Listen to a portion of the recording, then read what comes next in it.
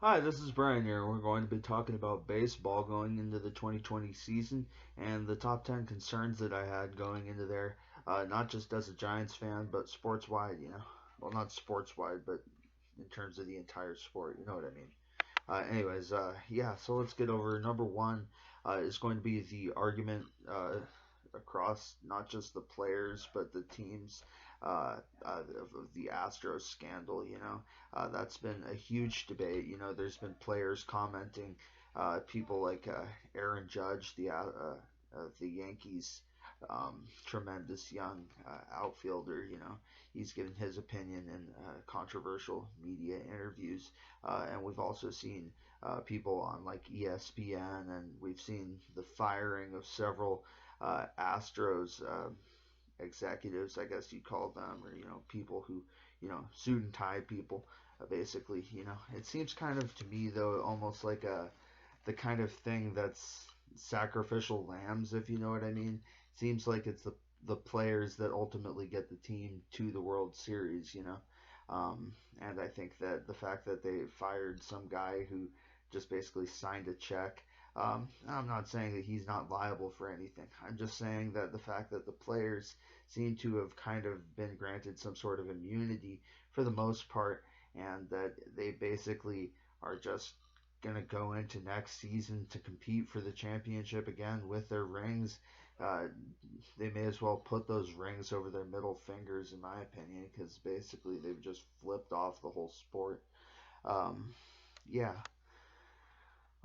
but it's going to be interesting to see where that argument goes. The argument basically being a debate over were they underpunished or are the fans just being bloodthirsty, frankly, just wanting vengeance or wanting blood, basically.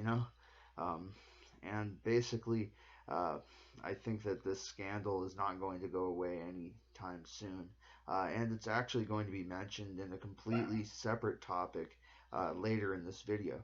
But right now we're going to be talking about the introduction of the possible new playoff format. And I'm curious about that if I actually really want to see that. I think that the current system with the wild card and with the introduction of the wild card, the second one, and then there's the NLDS and the NLCS, and we've got the World Series. I think that it works currently pretty well the way it is. I wasn't a huge fan of the idea of the second wild card, but I've grown to like it over the years, and I don't really see a reason to change it. So I'm curious if that's going to be implemented this year. But the playoff format, when I just heard about that a couple like a week or two ago, I'm not sure if it had been previously mentioned, but that's when I heard about it. So if you heard about it before me, then good for you. But basically, the playoff format, I'm curious, is that going to be something that, you know, kind of slants the entire sport? Is it going to be a bad thing, or is that going to be something really entertaining to watch? Number three, we're going to go in a little bit more of a political or a social commentary direction. We're going to be talking about how baseball is kind of falling behind the times in terms of allowing women to play alongside the current male only rosters.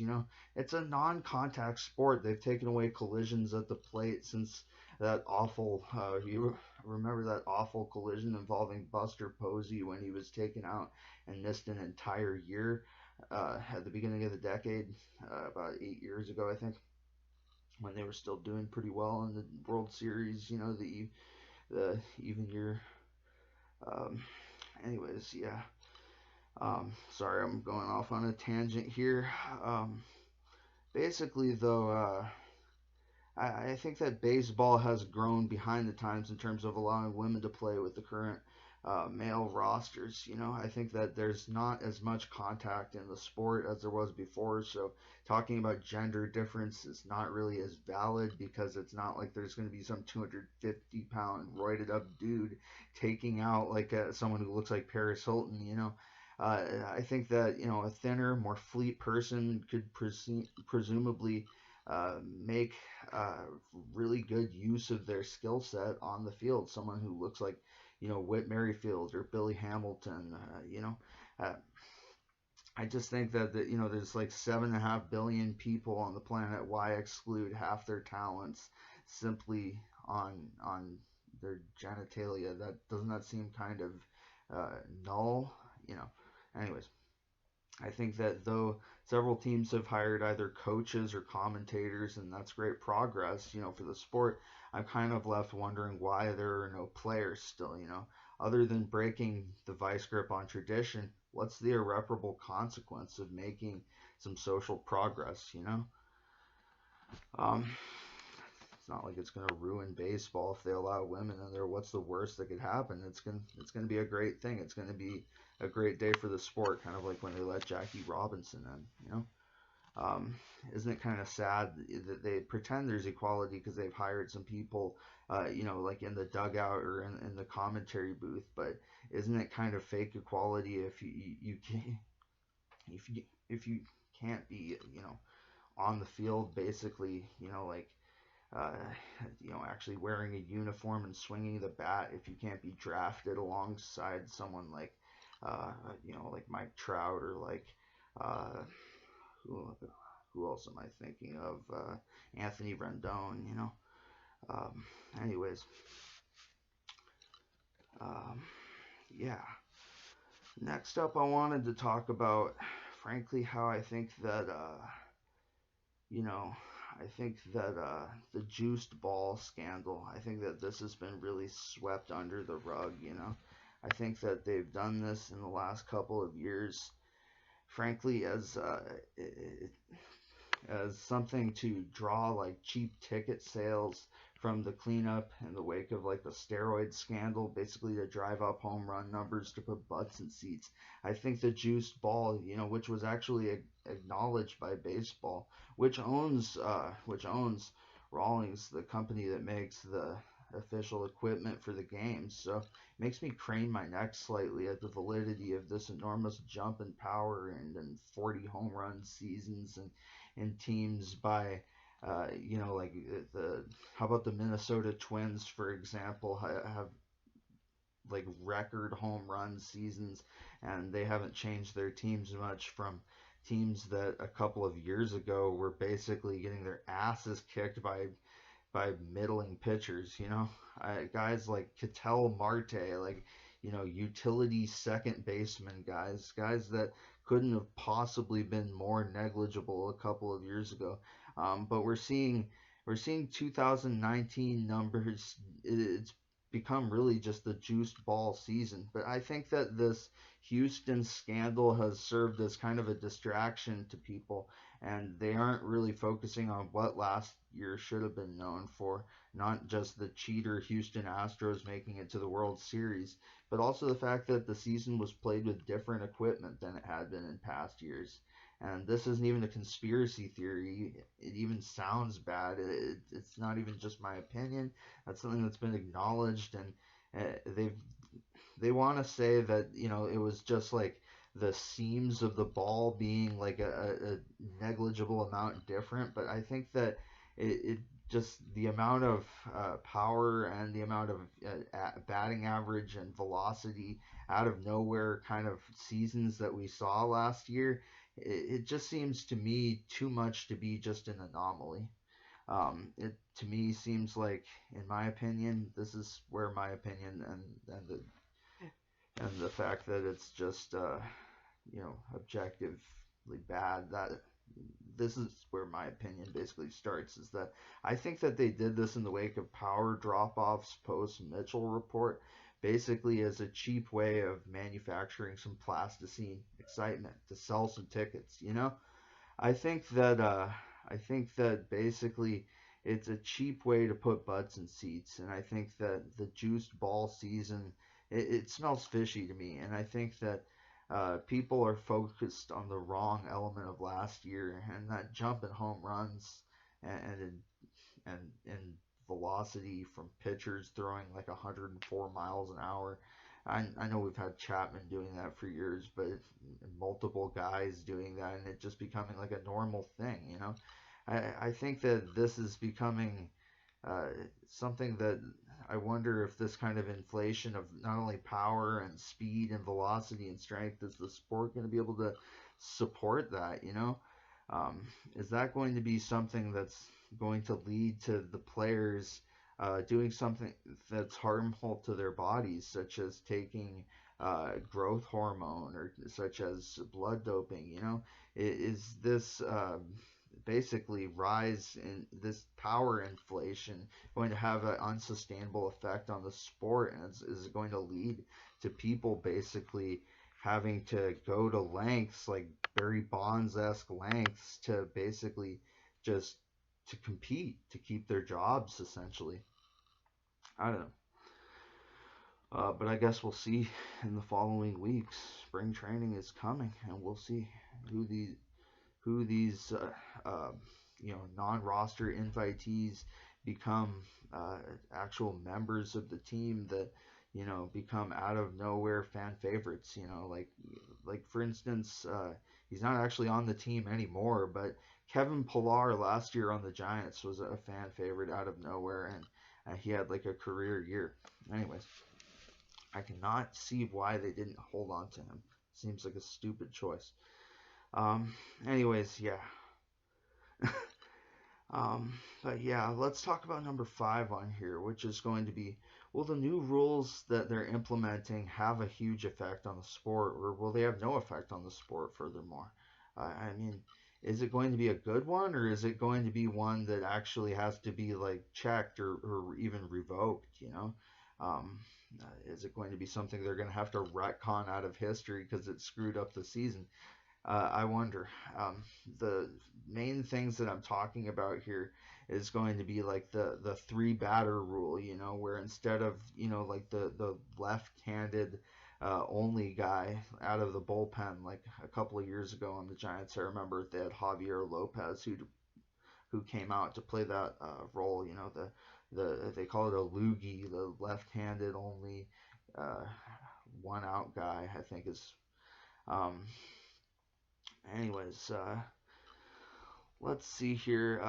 The other thing is the roster expansion. We're going to see 26 guy rosters. So let's see if this really becomes a huge season defining thing, or if it becomes something that we're all glad and wish they did sooner, or if they're going to have to take this all back. We're like, oh man, we really screwed up the year.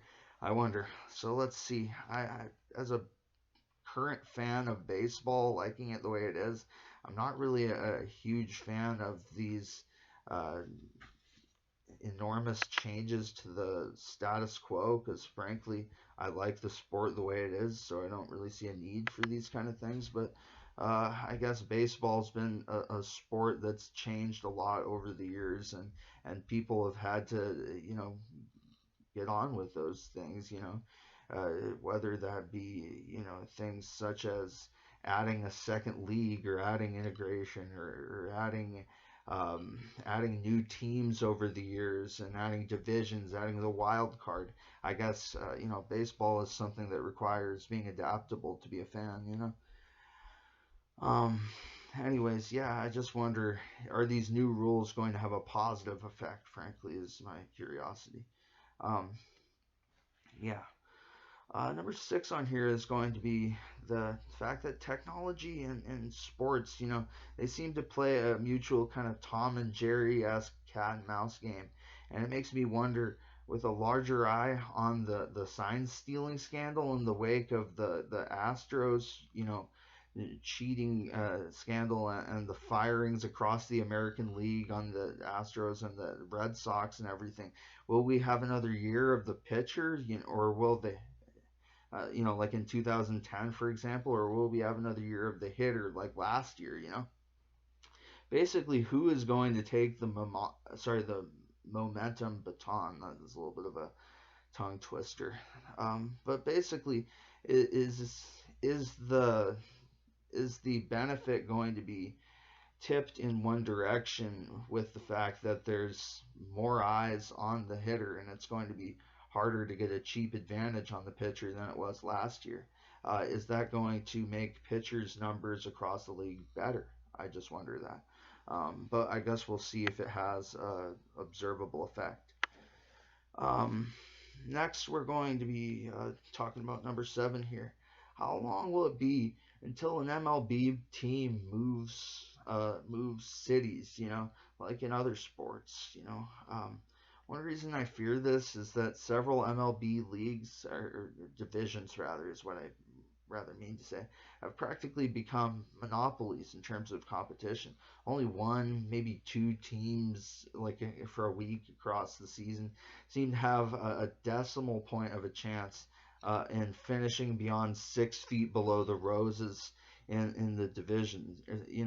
Uh, you're gonna basically be at the bottom unless you're the Dodgers or the Yankees. Um, and those are the only teams with a this safe grip.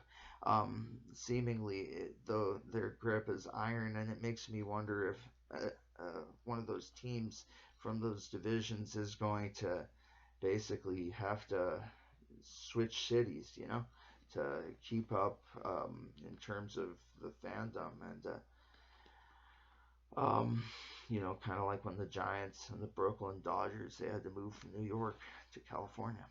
It makes me wonder if a team is going to have to do that with the fact that the divisions are getting increasingly more monopolized now. Um, Anyways, number 8 on here is going to be talking about the Giants a little bit. I know they're not probably going anywhere anytime soon, but it seems to me that they can't get going on a definitive rebuild. They seem to have more than enough old albatross players with cumbersome contracts. That they don't frankly earn anymore, and that plays such a roadblock uh, to being a serious contender for big time free agents that might accelerate the process of us waiting for this team to stop trading for players like Longoria and Andrew McCutcheon and making the biggest signings of the offseason, Pablo Sandoval and Hunter Pence. For God's sake, our ace is Samardzija, and the hope of our future is on Mauricio Dubon and Yastrzemski. And it's just like uh, those players are good, and I more than a wait to see what they'll do next year. But it kind of makes me think, the Giants. I understand that they obviously aren't going to continue winning the World Series every year permanently. That's unrealistic and unsustainable. But I wish that they could get going on the process and not just kind of stick here with a bunch of old players that sell jerseys based on their names.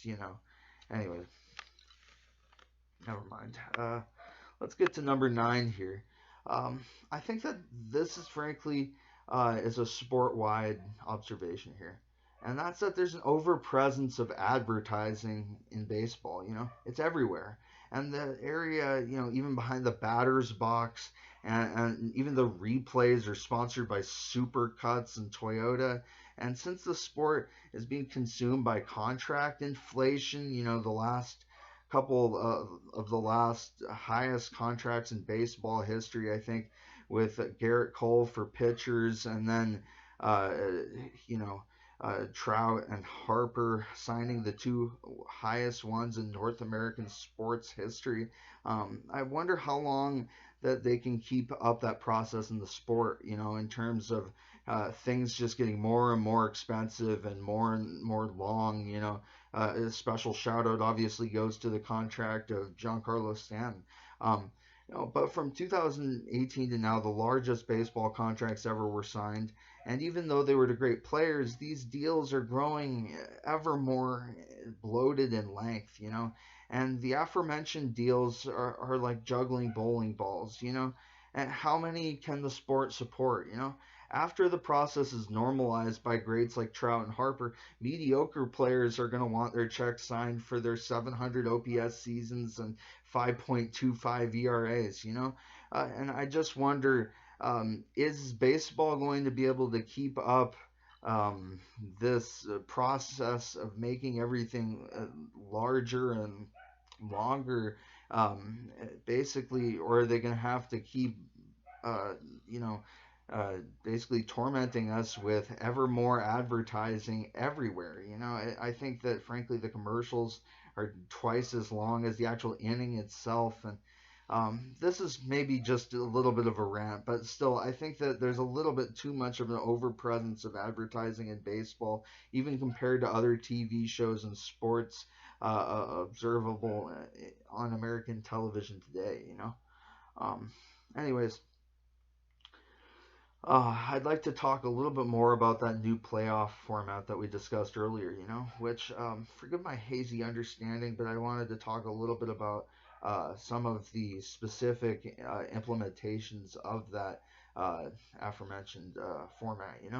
For one, I think it includes that of introducing another wild card team, and also including a reality show that's going to see the introduction of the concept of picking your opponent through the first round. I'm pretty sure that's what they were talking about in the article that was on MLB.com that I read. But that was just introducing the idea, so it could change from this video's recording onward. So if you see something else that changes, please tell me, and I'll give you a shout out. Anyways, yeah. So it'll be interesting to watch that become a reality. Though I'm not really a fan of the idea, to be honest. I think that it sounds a little bit like kind of cartoony, kind of stupid, kind of a little bit of a pandering to the current generation of people who are like the social media generation. You know what I mean? Like when I first told my brother that who's been a lifelong baseball fan, I told him that they're introducing a new playoff format idea soon. He was when I told him that it involved a reality show and picking your own team, he was like, "Is this like Jersey Shore now or something?" And so the first thing he thought of was possibly the most skanky reality show that has ever existed. Um, so yeah, that's not exactly a great comparison to draw from a lifelong, credible baseball fan. Anyways, it's going to be interesting though to see how those things are implemented, and if it's this year, are they going to put all that on us right away in 2020? Is that going to be something that becomes over time implementation, or is this going to be some sort of additional show that they have on the MLB network, like in the off season, like off season baseball programming? That might actually be kind of cool in the meantime between spring training and the World Series, if they actually had something to watch. But if it was better than a reality show, that would be cool. And don't fuck with the World Series in terms of having people pick their teams. That seems like a really bad idea. That seems like it just is asking for corruption. Um, anyways, thank you guys for watching. I love you guys all because you're you. Thank you for watching, and it's going to be interesting to see how this season plays out. None of us have 2020, obviously. That's a horrible joke, I know. But it's going to be interesting to see um, how close these predictions come, and we'll look at how they turn out in the end of the year. We'll make a uh, in-season review video, I guess you'd say, for 2020, and see how these predictions for it came out versus the reality for it. Thanks you guys for watching. I love you all because you're you, and I'll talk to you soon.